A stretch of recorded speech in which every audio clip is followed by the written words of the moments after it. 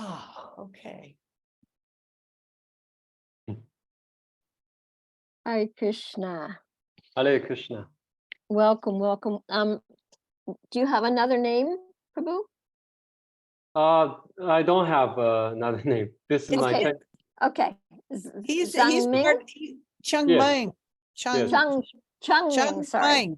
Chung You Ming. can just call me Ming. That's my first name. Zhang is my Ming. last name. Yeah. Chung Ming. Okay, Ming, thank you so much. So nice to meet you, Ming. You're from Nice China? to meet you. Yes.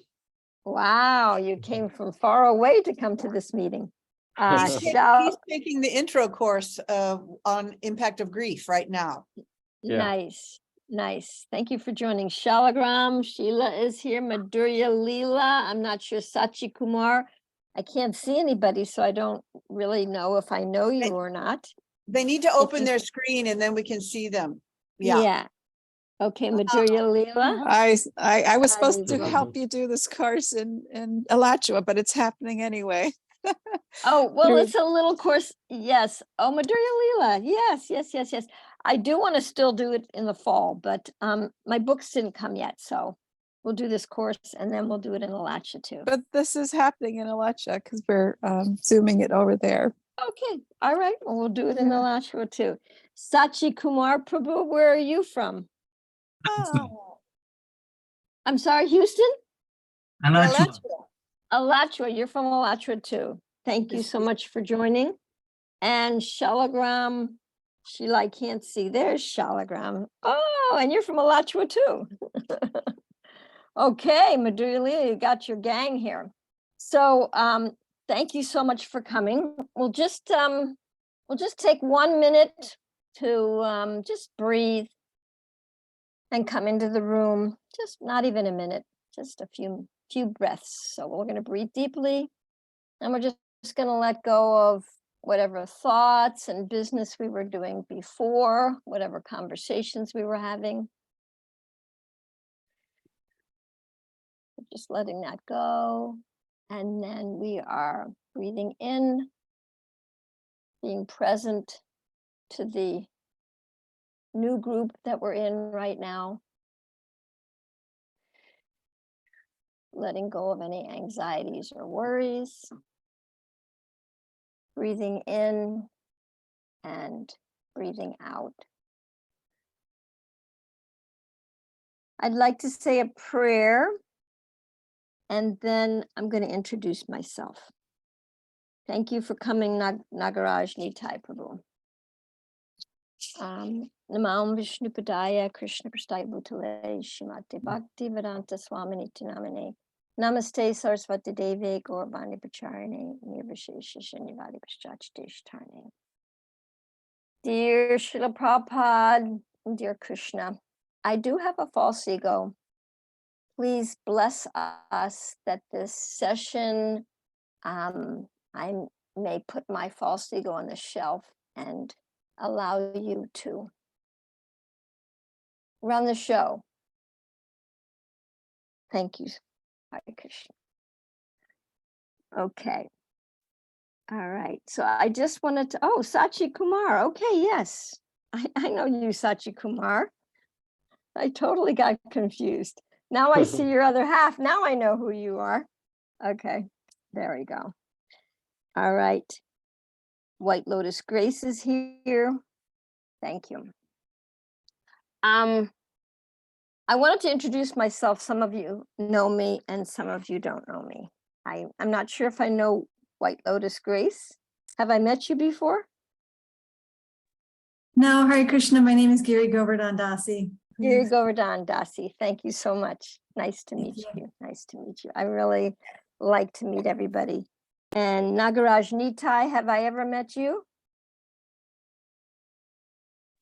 Yeah, yes, we just met last weekend at the immersion retreat with Satyananda Okay. Maharaj. Okay, great. Thank you so much. If you can show your faces, that would be great. If you can't, that's okay. It's always nice to see the faces, see the people. All right. So I just if you didn't know that this is being recorded, so if there's any ever a place where I ask to share and you don't feel comfortable sharing because it's being recorded, you don't have to say anything. It's not required. But I just want to let you know. I also wanted to let everybody know that I put my email in the chat because you might want to get a hold of me after this. I may be able to send you more information, and also, yeah. So my email is in the chat, and you can copy it down before we close the session. So the intention for today's class is that we want to distinguish between matter, our mind, and our false ego, and spirit, our soul self. We want to distinguish the two. The title is called Detecting and Disarming the False Ego. So the first part is detecting, and of course, that's a big part because the false ego is pretty invisible. And so it's sometimes hard to detect, and it's really good at hiding. So I would like each one of you to just take a moment briefly, this is an important part of the class, to write down your intention. Write down one quality you would like to get. If you could get anything, if you could have any quality, what quality would you like to get from this workshop? Just write down one quality. I'm going to write down 1, 2.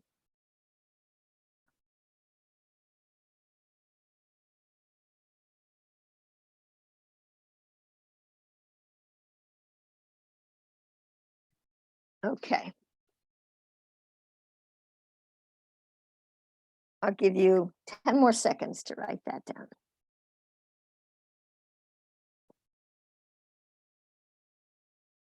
All right.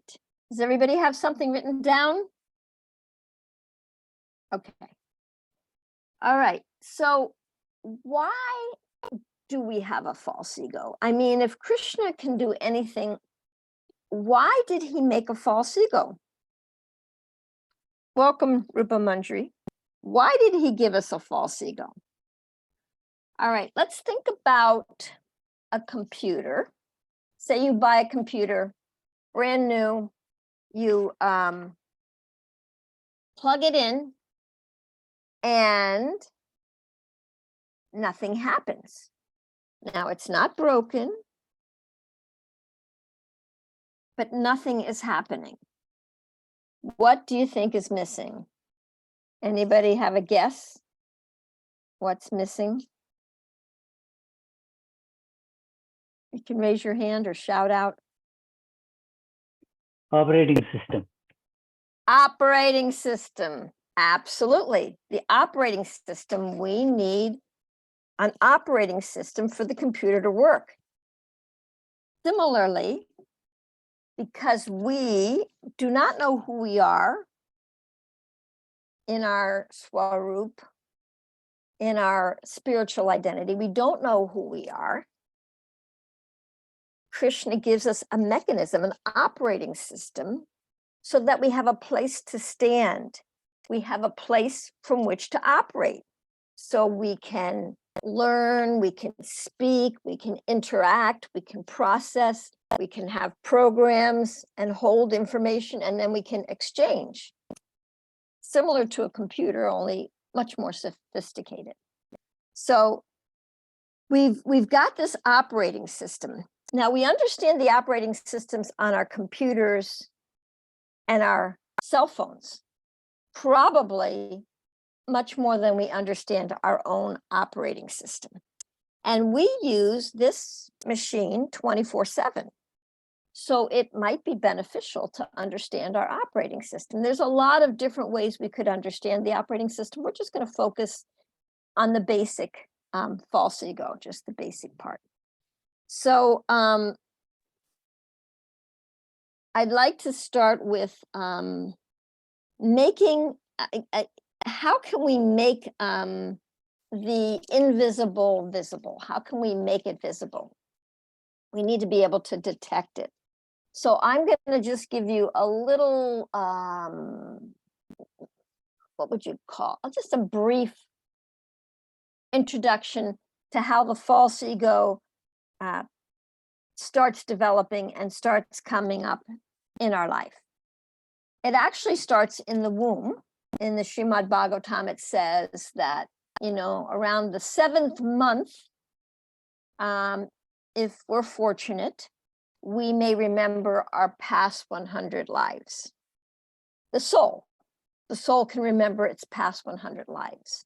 And then the soul is like, oh my gosh, what did I do? And I'm going to go back into that material world. This is really scary. Please, Krishna, don't let me forget you. I don't want to do this again. So we get some remembrance. And then, of course, the trauma of birth, has us temporarily forget. But that passage in the Bhagavatam really lets us know that the soul really does have consciousness, and that consciousness is there inside of us. It's just very covered. It's just covered.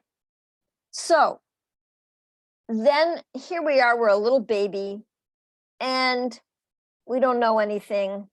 We're kind of pretty unconscious. But if we cry, we get what we need. We get food, we get cleaned up.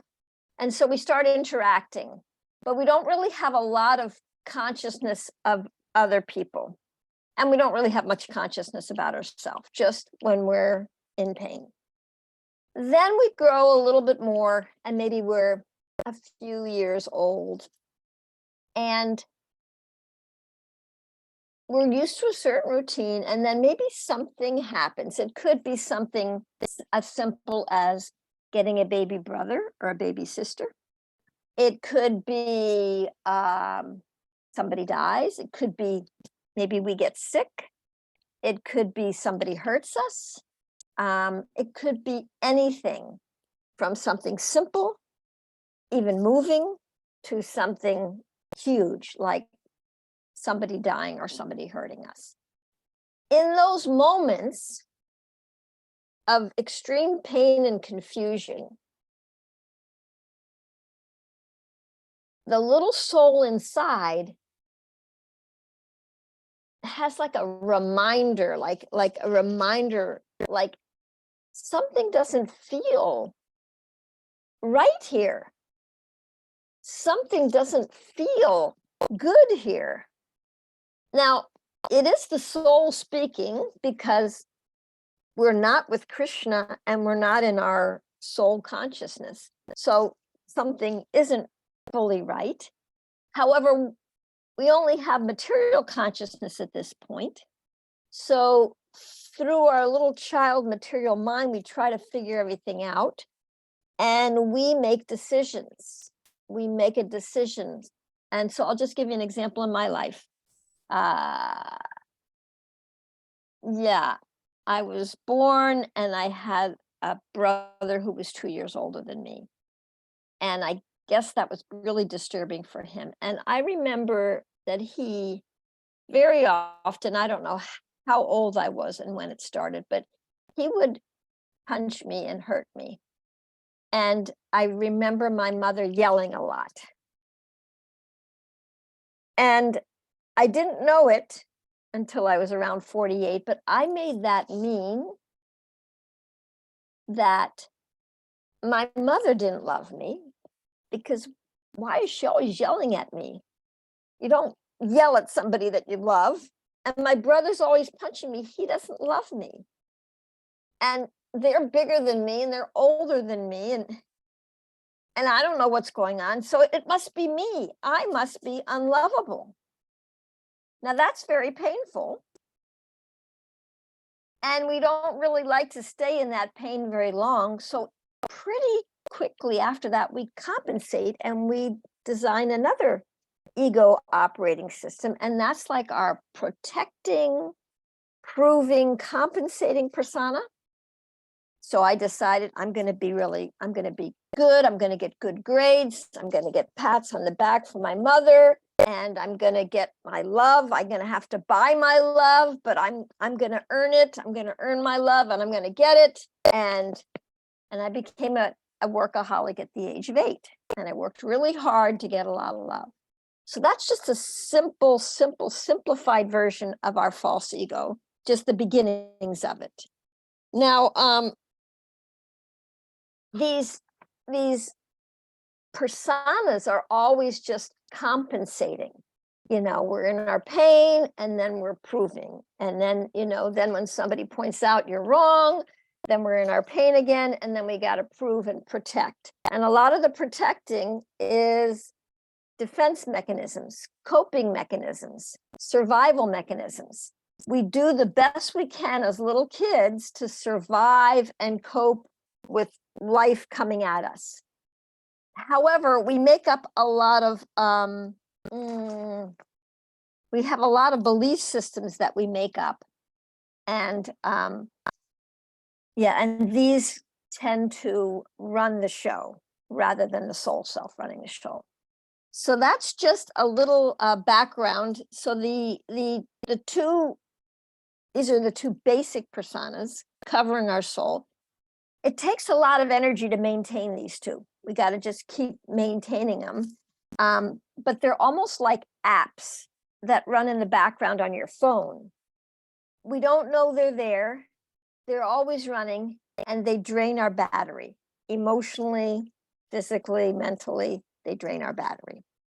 So Krishna consciousness is really about uncovering, unpackaging the soul self. I'm So sorry, now we're gonna- Melody. Yes, please. Can I check? Because I didn't get it very clearly. What's the first operation system? The pained persona, the pain. The We're in physical pain. It's more emotional pain, like Maybe. somebody's yelling at me. It could be physical, but usually we make it mean something. So it also becomes emotional. Okay. Okay, so the pain Thank you. persona and then the protecting proving. Thank you for interrupting. So now we're going to do just a little exercise because we want to make this real. I want you to pick a recent, kind of a most recent situation that was challenging or frustrating. Some experience you had with someone that didn't go the way you would have liked it to go. There was some upset or some disagreement or something. And what I want you to do is remember that. And I want you to get a piece of paper. This is very important, just like where you wrote your intention under there. I want you to write down all the complaints. If you could just tell a best friend who wouldn't judge you everything that you felt about that situation, you just write it all down. Like, he's mean, you know, he doesn't care, you know, what did you make it mean about this person? Like, you know, life is unfair, life is unjust, you know, nobody cares, nobody listens. Whatever you thought, just write them all down. Just write whatever you thought down. I'm going to give you 2 minutes to do that because I want you to write as many things that you thought about that situation. So make sure you get a situation. Does everybody have a situation? Looks like some people are starting to write already. Get a situation and just really write whatever comes to your head without any judgment. Just write it all. I can't believe that person, just whatever it was, write it in that voice of upset, anger, frustration, sadness, whatever it is, write it all down. And I'll give you 2 minutes to do that. And I'm gonna monitor this. I'll make sure we have enough time for this. This is a very important part because we're going to refer back to this list a couple of times during the seminar. So I'm going to be quiet now.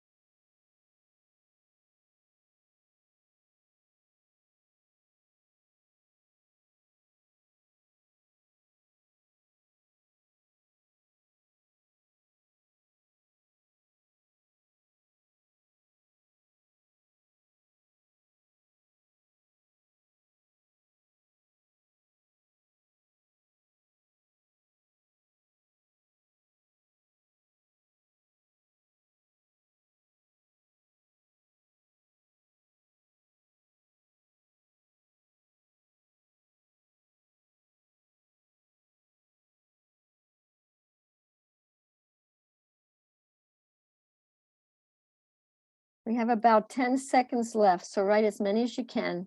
If somebody has a lot more to write, raise your hand.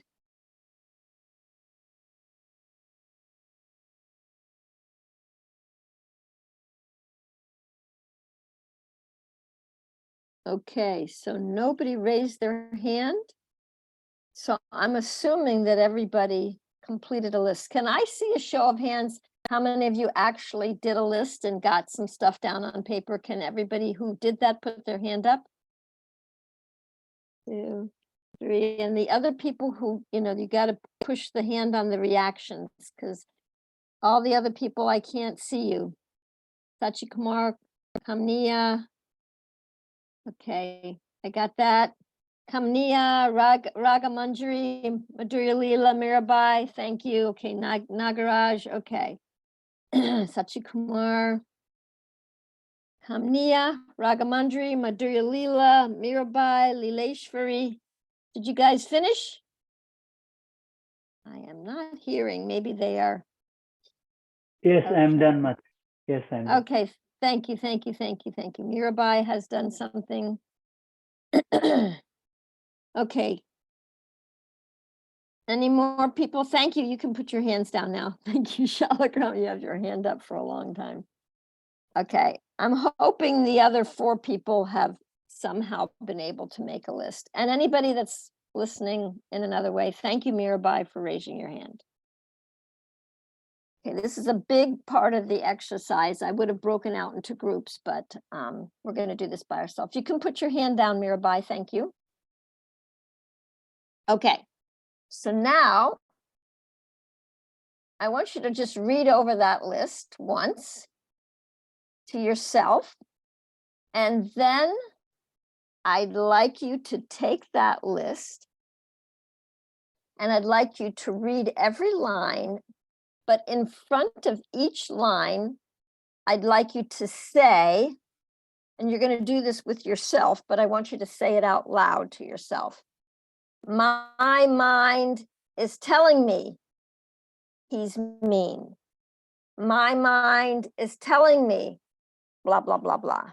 My mind is telling me.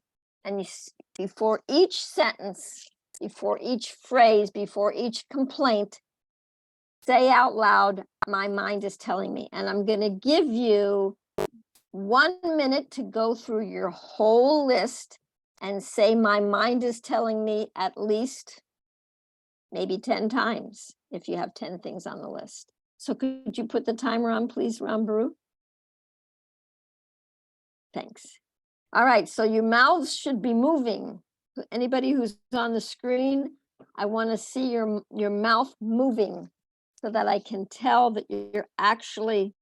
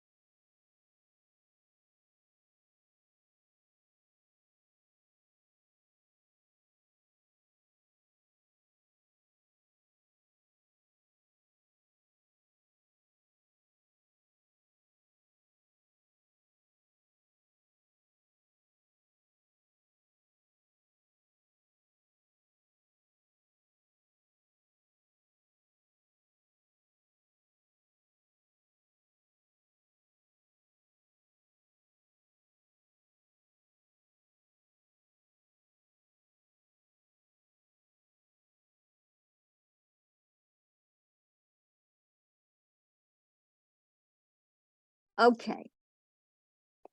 It seems like we're pretty much done there. You can turn the timer off. Thanks. So, whoever participated in this, I'm sure you've had some thoughts and realizations about it. Would anybody who did the exercise and who said my mind is telling me, would anybody like to share what they saw in the difference between the first time they wrote the list and the second time when they read the list with my mind is telling me in front? Anybody would like to share? Yeah, I think this, for me, this is really step back process. So at the first time, I was totally identified with what I wrote down. And when I was, actually, it's not really so easy to, even I put down, my mind is telling me, but I realized I was very easily going into the content, rather than put my mind is telling me in front. So this seems a very habitual inclination to ignore that my mind is telling me. But also I realized when I try to do the exercises, my mind is telling me something. Then I begin to curious about why my mind is telling me that.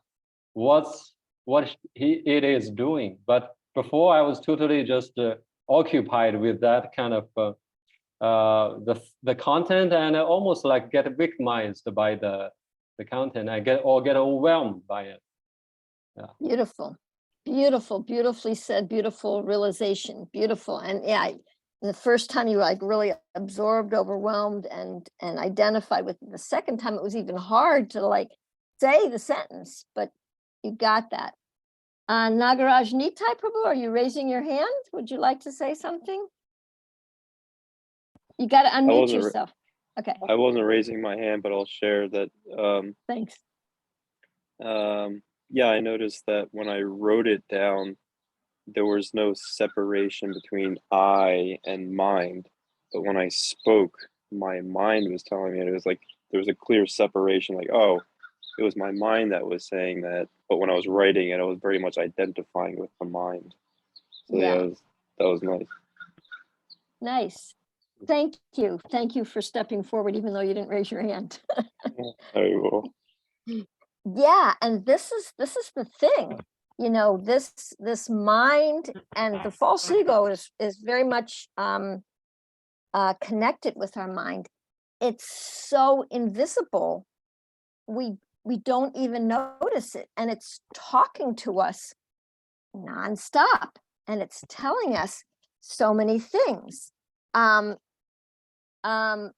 mind, our minds are a big meaning making machine. And our mind is designed to actually make meanings because it's supposed to figure out the world. So the mind, you know, is supposed to, like a little child, you see, supposed to learn, oh, that's a tree. Okay, this is a desk. This is food. This is a chair I can sit on. We have to kind of categorize things in order to navigate in the world. So it does have a purpose, and that purpose is important. However, our mind gets carried away because there's emotional content. So someone maybe yells at us or hurts us, and we might make that mean that person's mean, they don't love me, or we might make it mean I must be a bad girl, it must be my fault. We make it mean all kinds of things, and this is all unconscious.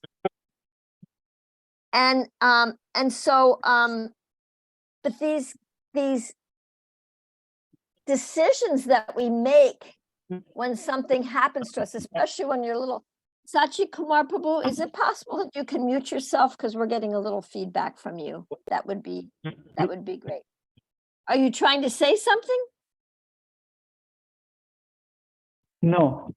Okay, yeah, if you could mute yourself, because I'm just noticing something's coming on the, that would be great. So these little decisions that we make as we're growing, they actually become our belief system. And distinguishing these beliefs, they start becoming things we say repeatedly, and they become a belief system that we buy into, and we'll start gathering evidence to prove that belief, because we're trying to figure out this world. and we gather evidence to prove it, and we kind of disregard evidence that doesn't prove it. So I can remember all the times my mom yelled. I mean, I don't remember all of them, but I remember my mother yelling a lot. I don't remember so much the fun times we had. I gathered evidence. I remember the times when my mother didn't pay attention or she wasn't listening to me. I remember them because I gathered evidence. She doesn't listen to me. Nobody listens to me. So we have these stories. There may be stories of scarcity. There's not enough to go around. There's not enough time. There's not enough money. We might have conflict, struggle. Life is hard. Life is pain and suffering. Life's not fair. It's not just. We might have, I'm insignificant. I'm powerless. I'm a victim. I don't matter. I can't make a difference. Nothing I do really matters. No one listens. No one cares. I'm not good enough. I'm not smart enough. I'm not loved enough. All these little belief systems, we all have them, but they run in the background like an app, and they drain our energy and they drain our consciousness, and they cover the reality. So now, if you can, go through your list and maybe circle 1 or 2 or 3 of those things on your list that you recall, that you say that a lot. Like I used to say, no one listens to me, or no one cares. So if you see anything on the list that looks familiar, that you say a lot repeatedly, that you recall, oh, I've said that. I say that all the time. Just circle it just for your own information. Just take 30 seconds to look on your list and circle a couple things that you might repeatedly say.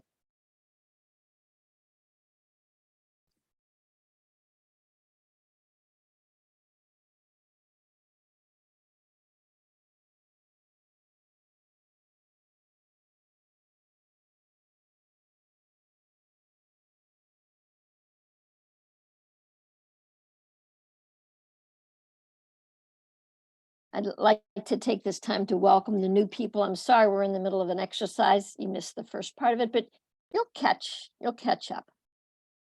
All right. So now I'd like to say that all of these little belief systems, these repeated voices in our head, what our mind tells us, based on our experiences, we make meanings, and we really develop expectations about how life is going to show up. Like someone yells, I may have an expectation I'm going to get hurt. You know, someone is talking loud, I'm going to have an expectation I'm not going to be able to say anything. No one's going to listen to me. We have expectations. We make expectations, and these are also invisible. Now I want to do another little exercise. I don't have straws to hand out to you because we're on Zoom, but if I had straws, I would hand you straws. So I want you to take an invisible straw in your hand, and I want you to look through that little straw at the screen. It might look funny, but I'm doing it too, so you can do it. Look at the screen and through the little straw of expectations. Would anybody like to tell me what you can see through your little straw? What do you see? Just unmute yourself and speak out. What do you see through that little straw? Hare Krishna Mataji, a very small portion of the screen. I couldn't see the whole screen. You can't see the whole screen, you only see a small portion. Yeah, you might see one person, and then you got to go over and see the other person, but you don't see the whole screen. This is really what our belief systems and our expectations do to reality. It narrows it down to like a straw. And, you know, we look at life and we think life should come through this straw. We even make prayers and we pray to Krishna, oh, please give me this or that, or help me with this or that. And then we look for his answer to come through the straw. It should come right through here. Now, Krishna may be answering our prayer over here in so many different ways, but we don't see it because we're looking through our straw, and then we get mad. Oh, Krishna doesn't love me. He's not answering my prayer. When we open up the perspective, we might see, oh, he's answering it over here. I was looking over here. He's not answering it in the way I expected. So our expectations and our beliefs really, really limit our ability to see a bigger perspective and to see Krishna in all that happens. Okay, now the next part, I want you to go back to your list of complaints. And if you didn't make a list of complaints because you came in late, just take a minute to make a quick list of regular complaints you have about life. Like people, devotees should come to Mangal Artik. Devotees should be compassionate. I'm just, those are two examples. Let's see, I should be more forgiving. I shouldn't ever get angry. Just whatever things come up in your head, the shoulds come into your mind in this moment. Doesn't have to be perfect, doesn't have to be comprehensive. Just the shoulds and shouldn'ts that are coming up in your mind right now. Like, I shouldn't be talking so loud. Maybe I'm talking loud. Whatever's coming up in your mind, just write it down.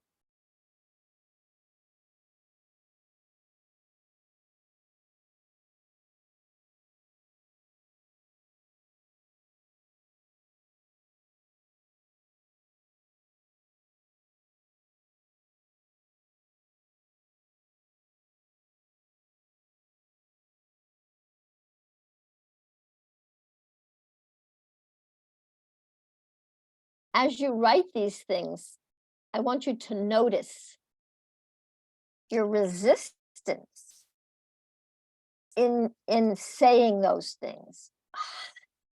I shouldn't get angry, like your resistance to your own self, like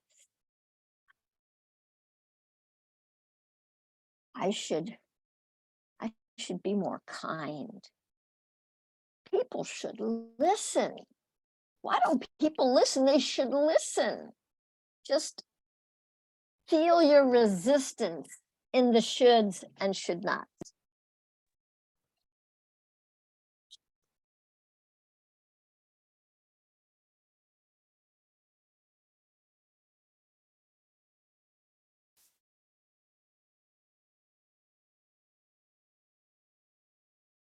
Okay. So I want to get a sense, a pulse of what's going on with you right now. So how many of you, just raise your hand either physically or push the button, how many of you could feel the resistance when you wrote the shoulds and the should nots? How many of you could feel that resistance? Okay, Ming, anybody else, could you feel the resistance? Yes, no, not really, huh?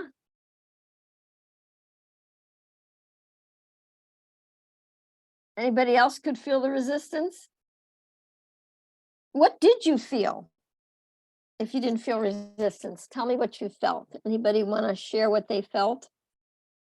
Not Nagaraj Nitai Prabhu. And then finish. I didn't necessarily feel resistance, but I did feel uncomfortable, just unsettled in my body and a little anxious. Okay, thank you. Thank you. Thank you. Uncomfortable and unsettled in your body. Thank you so much for sharing that in detail. Fineshri, did you want to share?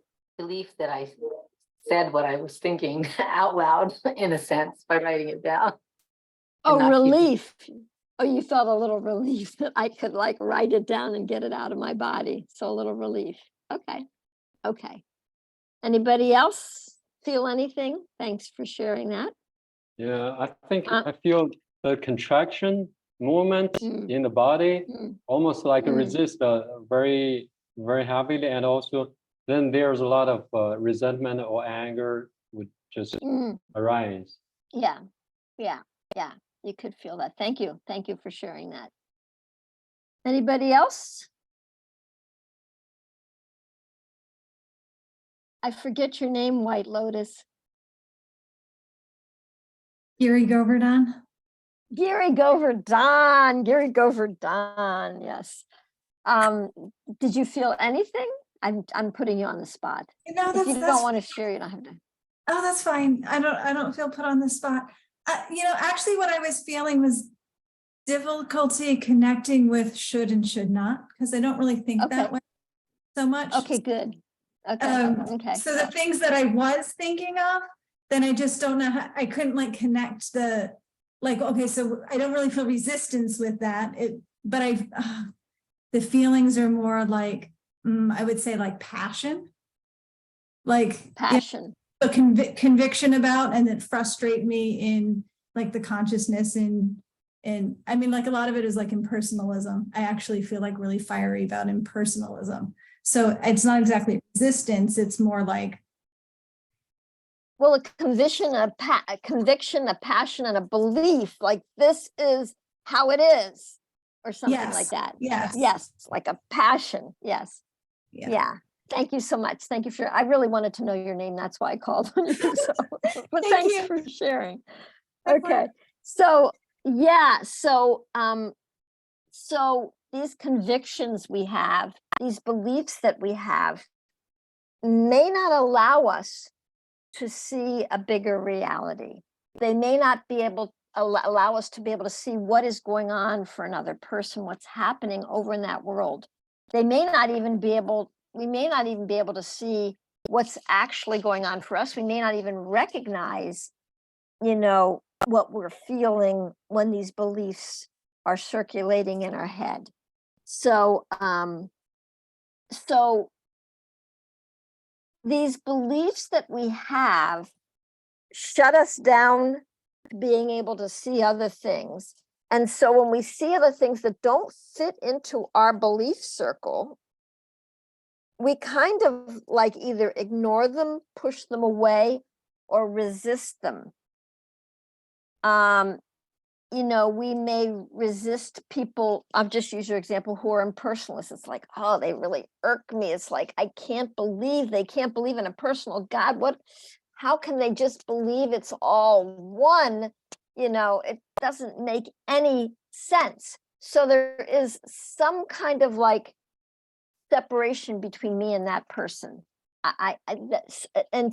And if we have to live with somebody like that or work with somebody like that, it might bring up a lot of frustration for us, or a lot of negative emotion, which is, I'm going to call it a little bit of resistance. So whatever, I'm just going to make a statement. It's not the truth, but it does have some truth to it. Whatever we resist will persist. Maybe some of you heard this before. Resistance is kind of like a negative attachment. So we all know what attachment is. I'm attached to my avocado sandwiches. I'm attached to getting 8 hours of sleep. I'm attached to this person. We know what attachment is. Resistance is like a negative attachment. I'm attached to being as far away from that person as possible. And so these attachments keep us kind of stuck in our judgments, keep us stuck in the world of right and wrong, good and bad. They keep us stuck in duality, and they don't allow our soul to open up and see how Krishna may be working through this person, even though it doesn't feel comfortable. So just considering that resistance is a negative attachment, and it comes from our belief systems of how people should and shouldn't be. People should be the way my father is, or people shouldn't be the way my father is or was. We determine these things when we're very little, by what felt comfortable and good for us. And then we go around the world and expect, the world to kind of show up in these ways. Okay, so the world of duality really does keep us stuck. And it really is divisive. So if I'm right, you have to be wrong. And if you're right, then I have to be wrong. And this is really dualistic and divisive, and it doesn't help with relationships and connecting. And it doesn't open us up to maybe you have what you say has some validity in some context, in some perspective, and maybe what I say also has validity, and we don't even have to argue the point. Maybe both of our points have validity. So it's just something to consider.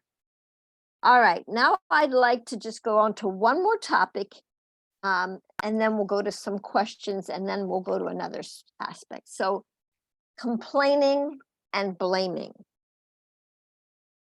How many of you like to be blamed? All right, how many of you don't like to be blamed? Raise your hand if you don't like to be blamed. That would be probably 100%. No one likes to be blamed. Yes, thank you all for raising your hands. Great. Now, how many of you have ever blamed other people for things? Raise your hands.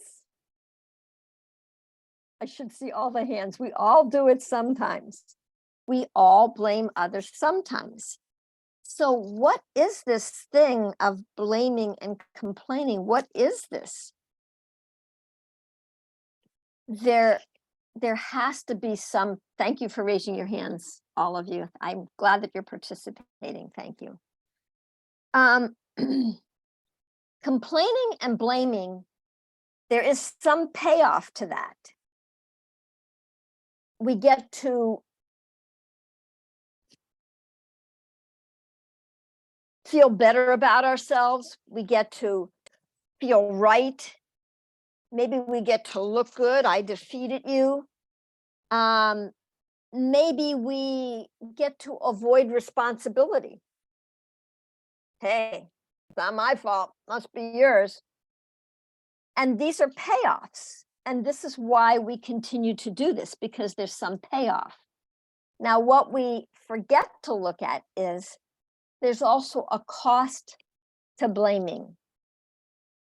Can anybody think of any costs to blaming? What might be something that we lose when we blame others? Something that costs us. Please, Shalagram, Sheila, and then Fineshri. Accountability for We might accountability for, I'm sorry?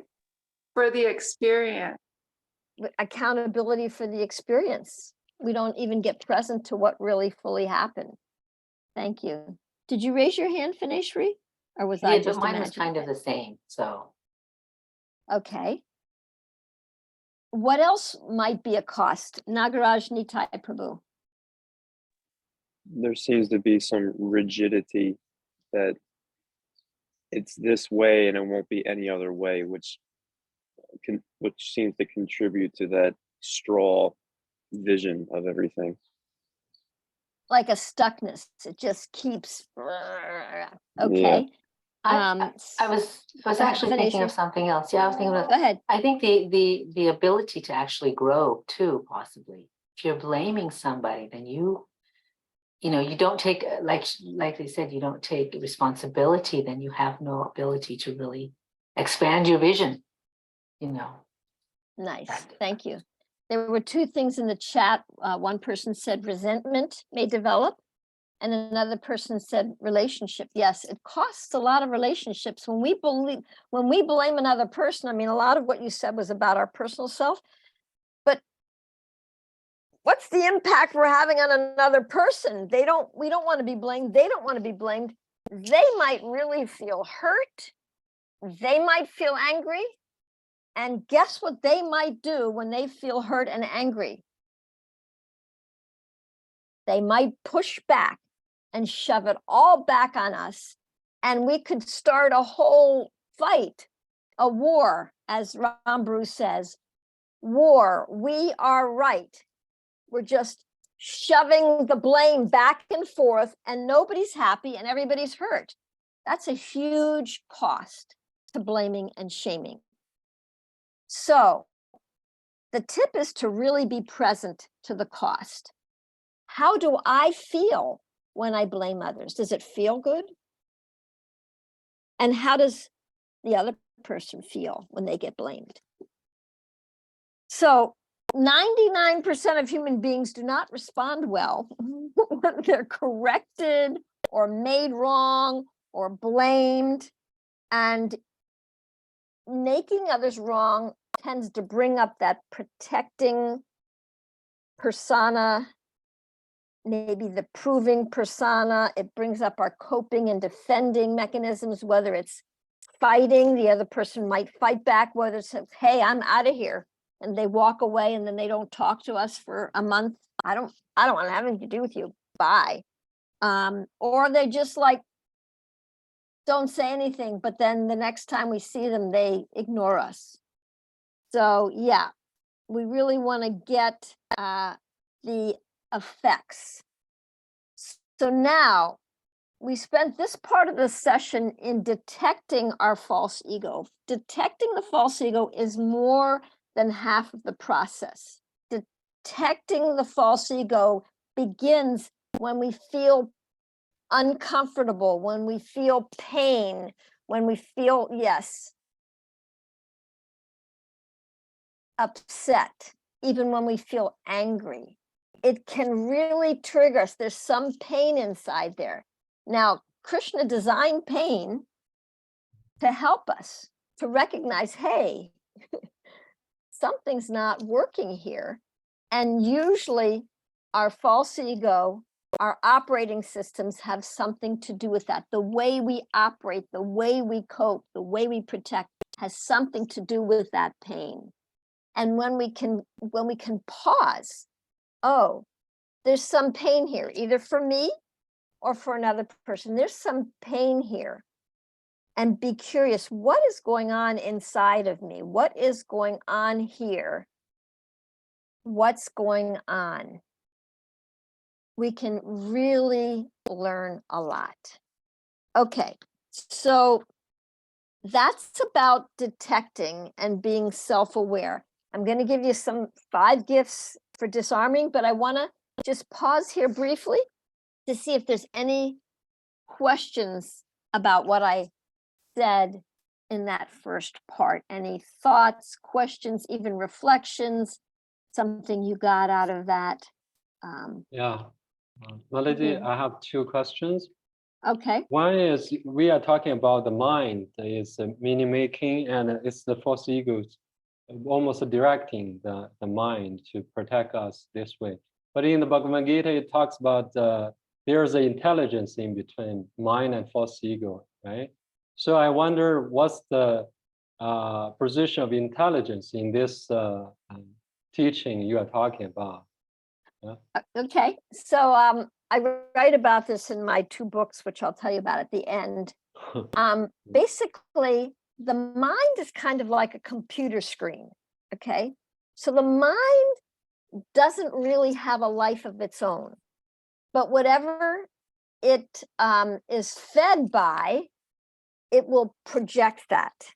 So if it's fed by the false ego belief systems, nobody cares, nobody loves me, I'm stupid. If it's fed by that, that's what's going to show up on the mind computer screen. And that's what's going to be projected out into the world onto other people. Generally, the mind gets convinced by the false ego belief systems, and it becomes a servant to the false ego because that's what that's its security. That's what it knows. That's what it believes to be true. And so the intelligence is kind of, I say it's kind of locked up in a closet. Mm. So to access the intelligence, we're going to have to pause and notice what the mind is doing and who's telling the mind that. And do I want to continue to believe that? Do I have to continue believing that? Then we can bring the intelligence in, and the intelligence can start to ask intelligent questions. And when the intelligence starts to ask the mind intelligent questions like, where did that belief come from? Is that true? Then the mind will actually think, well, I don't know, it was true here and here and here. It'll stop and it'll recalibrate and adjust itself to the questions that the intelligence is asking it. However, we've got to pause long enough to interrupt that really embedded, seamless contract between the false ego and the mind. We're going to have to pause and separate it and say, my mind is telling me. We have to detach it a little bit. Does that make sense? That's just a real simplified version of it. Yeah, but in this way, then what's the false ego? Could it, the metaphor, in the metaphor, like the mind is like the screen. I understand that intelligence would be like the operational system, right? Well, the operating no. system is more like the false ego. The false ego. intelligence is more closely linked with the soul self. It's more non-judgmental. It's more reflective. It's more open. You know. Okay. Yeah, it's a little bit more open. So almost like it's a little bit higher than the false ego in that sequence. You could say. Yeah, and that's why we need to bring that element into our interactions. Otherwise, we're just on autopilot. The false ego is our autopilot. It's our default system. It's our default system. Whenever we're in stress, you will see, bam, you'll immediately be in your default system, even if you've done tons of work on yourself. When I get stressed out, I talk louder. I start to get anxious. Whenever I'm stressed, I go immediately to my default system. So the false ego is like the default system on the computer. It's how you were wired when you were young. Now we can reprogram our brain, and we can reprogram and really apply new software programming, and we can even change the neuroplasticity of our brain and create new neural pathways. We can do that. But we'll always have our default system just because it was wired in so young. The advantage of understanding our default system is that generally we can, even if we go into our default system, we can recognize, oh my gosh, I was really triggered. Oh my gosh, I was really upset about that. We can clean it up. We can do something about it, and we don't stay in that place, and we don't keep pounding another person. We're like, oh yeah, I lost it. I'm so sorry. I was just really stressed out, and I said things that I'm so sorry I said. So then we can rectify and reconcile. But if we haven't developed new systems, we only have that default system to rely on, and then we're just always maybe proving or fighting or avoiding or running away. Does that make sense? Yes, thank you. And I'll also double check with the Gita. And, well, you know, the analogy is not perfectly exact, but in my book I describe it a little bit better. I talked to a senior devotee, and he gave me a kind of a paradigm, and I took it and expanded upon it. So I'll tell you more about that. Does anybody else have any questions or comments or reflections? Ramburu? Yeah, I'm thinking of, as I think of the different, there's a couple of folks in my life that I have endeavored again and again to try and create connection with. And, there's limitations in that, in the sense that sometimes there's a pattern of perhaps abuse, or, you've tried it this way and that way and that way. And the reality is, if you keep doing what you're doing, you're going to keep getting what you're getting. And so then you really do need to, out of it, intelligence, to create a boundary, because it's clear that the other person and you have what do you call it? Irreconcilable differences. It's just Yes, the yes. communication is just so that you don't even waste your time. It's not in the sense that you're projecting out. There's a pattern repeatedly, no matter what you've tried. Right. The person is not capable of communicating, and I think at that Absolutely. point, you just have to lift up your hands and say, yeah, and otherwise you're not also honoring your intelligence, it's like, Absolutely. We're not here to in cleaning up something is cleaning up your part. So your part would be, I'm going to resent this person and hate this person for the rest of my life. No, that is your part to clean up. But then, am I going to have conversations with this person regularly? Am I going to meet with this person? Maybe not at all. This person and I are not on the same wavelength. They have not gone beyond a certain point. I don't hate you, and thank you for what you did provide, and I wish you all the best. So there's a saying, boundaries is the distance at which I can love you and me simultaneously. I love that quote. So, okay. yeah, so if I'm in close proximity to you and I feel disempowered, or I feel that shaming or abusive energy coming at me, I need a little more distance. And doesn't mean I don't love you. I just need this much distance in order to keep that, where I can love you as a soul, but I can't be close to you like that. Thank you for bringing that up. That's a good point. Thanks. Anybody else have any thoughts, questions, reflections? Nagaraj Nitai Prabhu.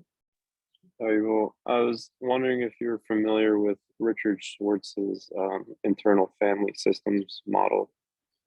Yeah, Yes. You mentioned the pain persona and the protecting persona, and I was wondering, because I'm not an expert in this by any means, but I've been practicing it a little myself, and it seems that these different parts are just different facets of false ego that were maybe created to just protect and survive. Does that sound accurate? Absolutely. To protect and survive. The wounded child, the inner critic, all those are different parts of us, even our, maybe our anger or whatever is in there. It's a part of us that was designed to protect us at some point in time. And because it became a default mechanism, it doesn't necessarily translate into our adult life. It kind of then maybe interferes with our relationship or interferes with our spiritual growth. And so it's good to kind of get to know them and understand them and validate them, but then, don't have them running the show. We don't want the wounded child running the show. And these parts, does it seem like they're at false ego? Is that what they are? Aspects of false ego? Well, they are aspects of false ego because they're not our real ego. I mean, we're not the wounded child. I mean, we do have existential grief and spiritual pain, but we're not that wounded child that whatever happened to that child. We're not that wounded child. We do have feelings of grief and wounding, leaving Krishna, but we're not that. So false ego just means an operating system that's temporary. False just means temporary. It's illusory. It doesn't mean it doesn't exist. It exists in this body, in this time frame, but it's temporary. It's not who we really are. And maybe it's not who we want to continue to be the rest of our life. Maybe we want to design something so that we can, maybe put that in, over and not use that operating system very much, Mm, except when we're triggered. thank you. Okay, I just want to say that the chat, Manini Rad has said, I'm just going to read, following mind is like entering the automatic driving mode. Yes, cruise control. Yes, cruise control. Exactly. Okay, so Ragamanjari has a question or comment. Yes, Please. Mataji, Hare Krishna. I was Hare Krishna. trying to find out feeling helpless because of something happened in the past and repeated help was not available. So right now feeling helpless, is that also a aspect of the false ego? Is it coming from the false ego? Yeah, How to shift it towards it's part of the wounded child. At some point, you were in a situation where whatever there was going on, you did not have the tools, the strength, the words, or whatever to overcome that. And maybe you didn't have anybody to talk about to it either. You didn't have an adult to go to say, hey, this happened. Can you help me here? You didn't have the support and help you needed. And so you did feel helpless. Now, if you had repeated experiences like that, you might start making it mean, I am helpless. And that's the extra meaning in the belief, which kind of has those similar experiences. If I believe I'm helpless, then I may continue to see how much I'm helpless and not be able to see something else. Does that make sense, Ragamanjari? Yes, Mataji. I was just thinking, like we read in Shastra, like Krishna is so kind, but there is always in practicality, I have the difficulty to connecting, see, like Krishna is helping in so many ways, but at that moment, I do not feel that way. That's the problem. Right. Our relationship with Krishna is a developmental, just like any relationship, it takes time to develop the relationship. And so, when we feel helpless, do we go to Krishna and say, I feel helpless. I need support. I read that you're here for me. Can you send me some physical support so that I can have the experience on this plane that you are supporting me? You might ask that question, or you can even say, can you show me that you're here? Can you give me a sign, because I'm feeling pretty desperate right now? We can talk to Krishna like that. That's okay. All right, I'm aware of the time, and I just wanted to go over a few other points. Thank you so much, Ragamanjari. And I just wanted to say again, false ego doesn't mean bad. False ego doesn't mean bad. It's a really good thing we have an operating system. Otherwise, we would be vegetables. We wouldn't be able to talk. We wouldn't be able to converse. Krishna is so kind. He gives us a false ego so we can operate. The problem is not that we have a false ego. The problem is that we think that we're the operating system. We're identifying with it. And that's where the mess comes up. Okay, so now we're on to part 2, which is disarming. And I'm only just going to give you a few little pointers because this is about practice. So disarming the false ego. The first point is detecting, understanding. And the first thing is, when we feel pain, that's a sure sign something's being triggered, something's going on, what's happening. So being curious. So there's 5 gifts and they spell out something. I'm going to spell it backwards. The first one begins with an R. It's responsibility, the gift of responsibility. And I'm just going to read a few things because responsibility is not blame, fault, guilt, shame, burden, or obligation. Responsibility begins with the willingness to see and acknowledge the impacts my actions can cause. Responsibility cannot be imposed on another. Responsibility is a gift we give ourselves, and this gift gives us choice. Okay, so that's the gift of responsibility. We only have a few more minutes, so I can't go into more detail, but if you get the books, you'll see more about all these. The gift of empathy. So Krishna's given us an inner guidance system, an inner GPS. What is that? That's the super soul, always guiding us. So again, the warning signals are pain, emotional, mental, even physical pain. Wake up, pay attention. Something's going on here. Something's happening here that doesn't feel right. You know, a lot of times emotional pain causes physical pain because we didn't pay attention when there was just emotional pain. So then it went to the next level. Then we have emotional pain.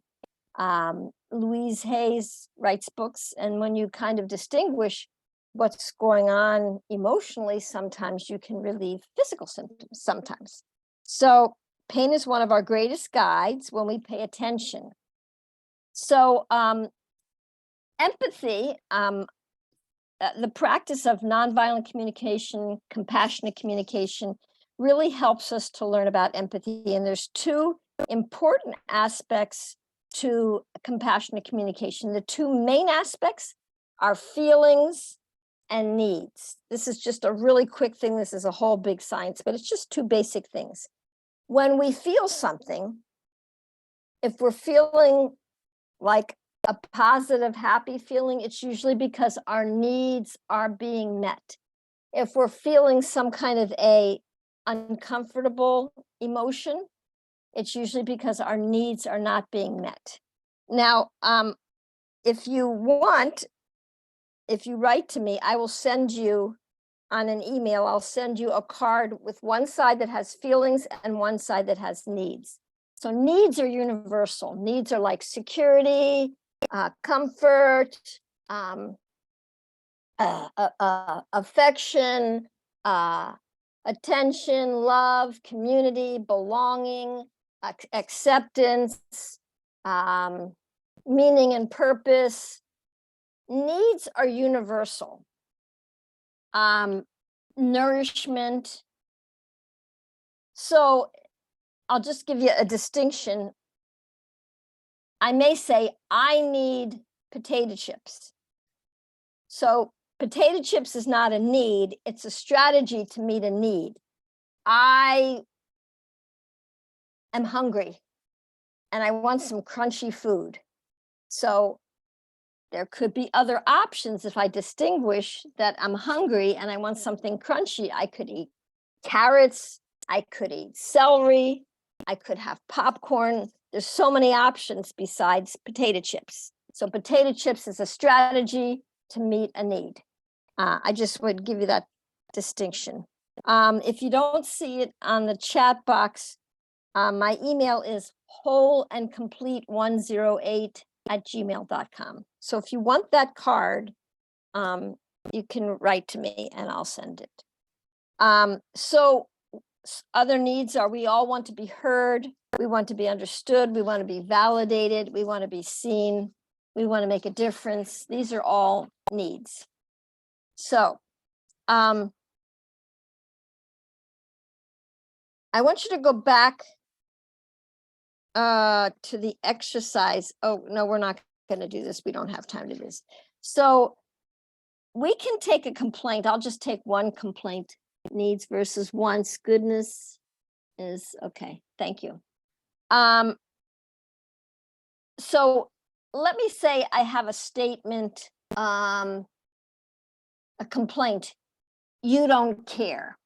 Okay. So that's a judgment. That's a complaint. That's a belief. It's not necessarily the truth. So in compassionate communication, we would first of all make an observation. So like an observation would be something like, when I see you leaving your socks in the living room 3 nights in a row, that's an observation. My judgment might be, you don't care. I've told you that before.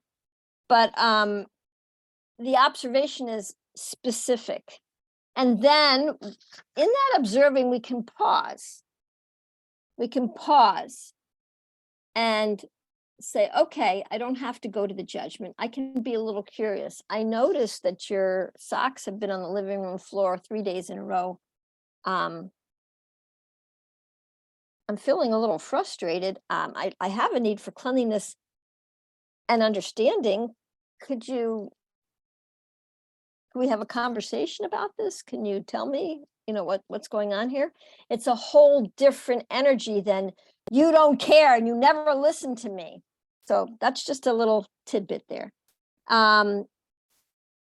Distinguishing our unrecognized beliefs. Yeah. Compassionate communication is extremely helpful tool to distinguish and calm down the false ego, to disarm the false ego. That's all I'm going to say about it because it's a whole science. Okay. Okay. Now the next gift is the gift of vulnerability. So we don't have to fight with our false ego. It's an operating system. It's not real. It's an operating system. We don't have to fight with it. We don't have to beat ourselves up for having a default operating system. That just causes more implications and really more identification. If I'm beating it up, I must think I am that false ego. If I just see I have a false ego, I have an operating system, and yeah, how can I pause and is there something else I could do besides that? So the vulnerability really has us kind of uncovering and being curious about what is going on inside of me. What is going on? Why am I so angry? Why am I so frustrated? What's going on? What's being triggered in me? What's happening inside of me? So sharing in a safe space that is confidential, that we're sure is confidential. Sometimes our best friends are the least confidential people we have, depending on who our friends are. So really sharing with someone who can hold, our vulnerability in a safe space. This is one of the 6 loving exchanges, sharing confidentially. So that helps us, that vulnerability helps us unpack the whole false ego system. So that's the V. So we had the R is the responsibility, E is empathy, V is vulnerability. Okay, the next gift is integrity. Integrity. The last leg of Dharma is truthfulness. In Kali Yuga, there's only one leg on the bull of Dharma, it's truthfulness. If we can't hold integrity, if we can't honor our words to others, how are we going to honor our word to ourselves? And if we can't honor our word to ourselves, we're not going to probably be able to practice new things because we won't keep our word. We'll just fall back into our default system. So integrity is a very important gift. Happiness, this is a quote, is when what you think, what you say, and what you do are in harmony, aligned with your soul self. That is integrity. Okay, that's happiness. Okay, that's the I. The last gift is the gift of gratitude. We count our blessings. The power of gratitude and prayer really is helpful. We're grateful for all the things. We're even grateful for our false ego because it helps us to operate. We're grateful that we have prayer so that we can connect to Krishna and distinguish and disarm our false ego. So the important thing to remember, because I see we have 9 minutes left, the important thing to remember is we have an operating system. We have conditioned habits. We have habits. We're not our habits. We have them. Now, we're either practicing our old habits and reinforcing them, and they're pretty easy to reinforce because they're like ruts in the brain. We kind of fall into them naturally. Or we're practicing new habits. We're either practicing old habits or we're practicing new habits. So these gifts spell out the word giver. Gratitude, G, integrity, I, V for vulnerability, E for empathy, and R for responsibility. We all want to be a giver. We want to serve. We want to give. And that means we have to practice some things that really empower us to give. And being a giver helps us to have a new beginning. So I want you to look at the intention. If you came on later on in the class, we all created an intention in the beginning of the session, something that you wanted to get out of the session. So if you didn't create an intention, create it right now. What one thing, what one quality do you want to get for yourself in your life? So if you already created an intention, just circle it. If you haven't created an intention in this moment, just create, what is it, that one quality that you would like to have? Just write down one word.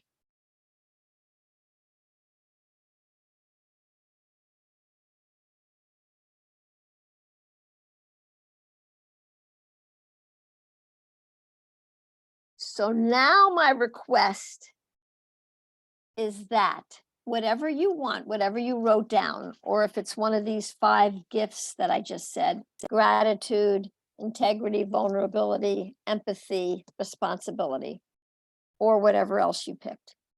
My request is that you take this quality and begin practicing it in your life. Try it for 1 week, and then you can write back to me and tell me if you saw anything new. Now, say you picked a quality like, hopefully you didn't pick this one, but it's a big one, humility. Oh my gosh, how am I going to be humble? So the main thing is, we usually pick a quality that we think we don't have. We do have all these qualities. There's somewhere in there, they're like muscles that are weak and we haven't exercised them. So whenever anything happens in our life, as soon as we feel we're going to react, we can pause, take a deep breath and say, I made a declaration I was going to practice this quality for 1 week. Okay. So how the heck am I going to be humble in this situation? Because I have no idea how I'm going to do that. So all you have to do is ask, my dear mind, if I were humble, or even not if I were humble, what might a humble person do in this circumstance? What might a humble person do in this circumstance? Just give me a few ideas. Your mind will definitely come up with something, because your mind likes to serve you. It doesn't care who it's serving. It's just the monitor. Who's ever putting in the input, it will serve. So you ask your mind, what would a humble person do? What might a humble person do? And it'll tell you something like, don't say anything, or smile and say, that didn't really come out the way I was. Just it'll tell you something. And then you just practice that for a moment. And then take another deep breath. And you don't have to stay in the situation if it feels uncomfortable, but just try on practicing it. You will begin to create new neural pathways in your brain. And I did write 2 books about this topic. One book is 300 pages and one book is 400 pages. It's a little paperback. Finding the Gap, Some Truth About the Lies We Tell Ourselves, and Entering the Gap, More Truth About the Lies We Tell Ourselves. It's not yet available in the United States because the books haven't been shipped from India, but it really goes into a lot more detail about all these topics. This is just like an intro course. If you're interested in receiving the books, they'll be for sale. You can write me an email, and then I can save that, and then I can get back to you when the books become available. Again, my email is wholeandcomplete108@gmail.com.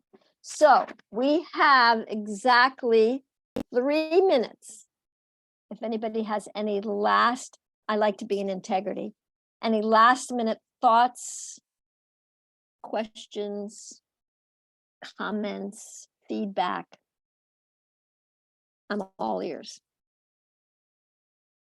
Thank you, Mataji, for your very good presentation. I think it's really helped me actually to move, to also help me to have more, I think, professional skills to really to help either the devotees or my clients to really to find the.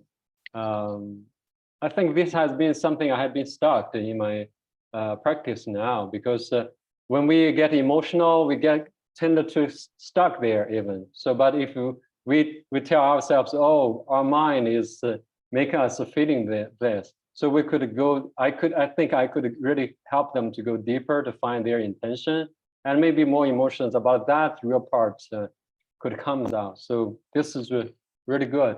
There's a lot of things that come from it. Thank you so much, Ming. Thank you. It was really a pleasure to have you on the call. And you can And write could to you- me.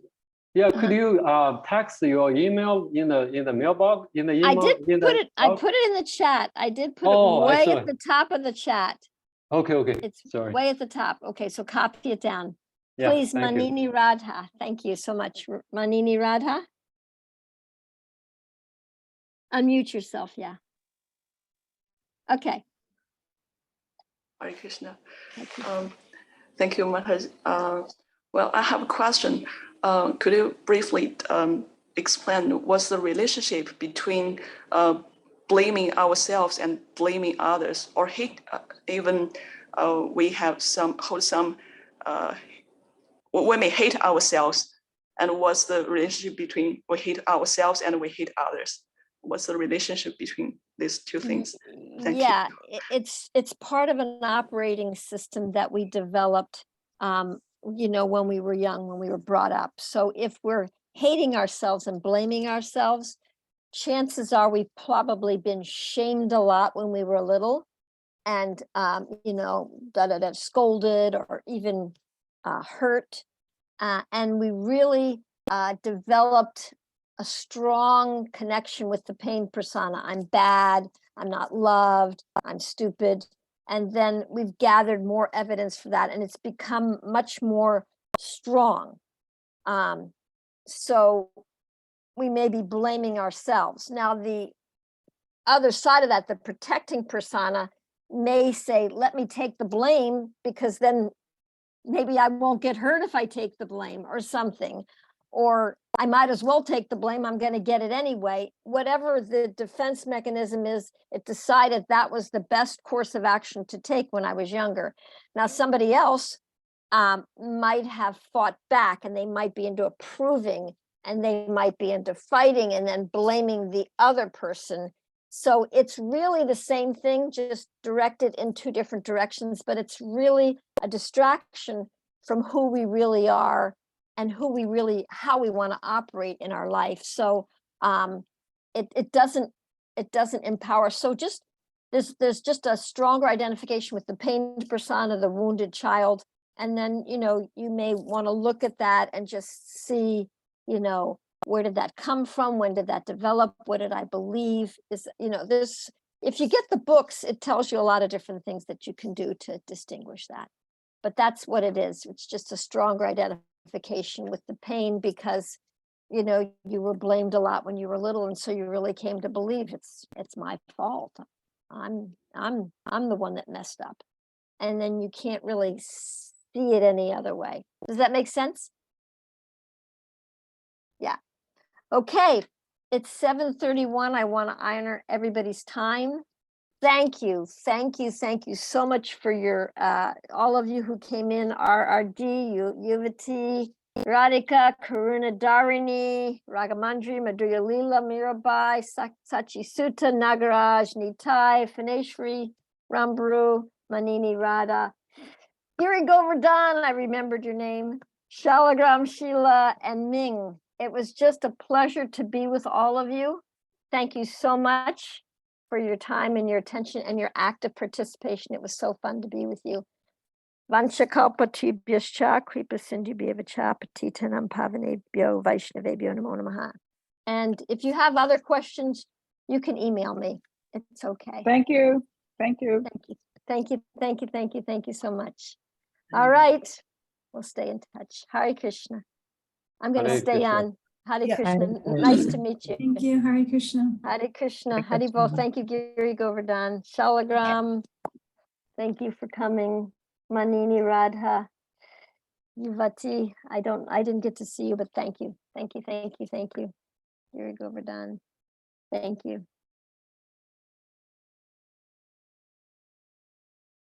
Hare Bol. Good job. Okay. Wait, let's